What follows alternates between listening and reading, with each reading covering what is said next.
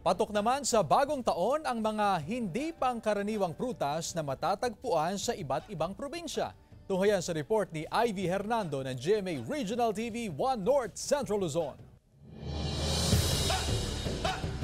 Kulang pa ba ang iyong handang 12 o 13 prutas? Bilang pampaswerte sa bagong taon, idagdag na sa listahan ito. Isang prutas na sa unang tingin, akalain mong suha, na parang nyog, pero kapag binalatan, parang bulak. Ito ang tinatawag na calabash fruit o bottle gourd. Karaniwan itong tanim sa South America at Africa, pero marami na rin ito sa Mindanao at ilang bahagi ng Luzon at Visayas. Mayaman ito sa vitamin C, calcium, iron, sodium at potassium. Tinatawag rin itong miracle fruit dahil sa dami ng health benefits.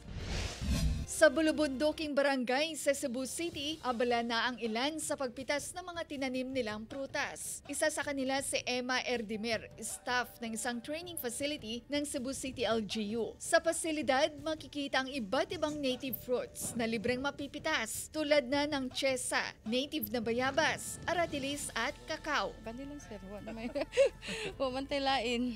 Karamihan sa mga residente sa Barangay Taptap, Cebu City ay naniniwala sa swerte na dala ng bunga ng kakao. Kaya kasama ito sa 13 fruits na inihahanda nila para sa bagong taon. Ang buto ng kakao na ginagawang tsokolate para sa kanila ay nagsisimbolo ng pera. Sa mga fruit stand sa Barangay Ramos, mabibili rin ang mga bilog na prutas tulad ng granada, passion fruit, chico, atis, bayabas, pinya, guyabano, lansones at iba pa.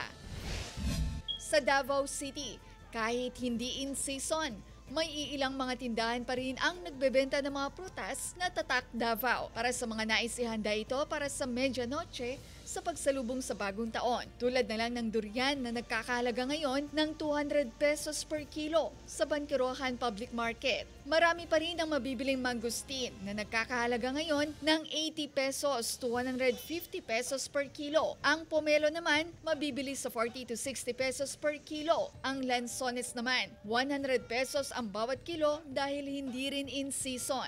Fruit hopping lang sa una ba? Tanaw-tanaw lang sa kung sa'y barato, then huwag makapili na isa-isa lang. Dili ko anang bulto, di may po makaon good. So isa-isa lang for every kind. Mula sa GMA Regional TV 1 North Central Luzon, Ivy Hernando, nagbabalita para sa GMA Integrated News.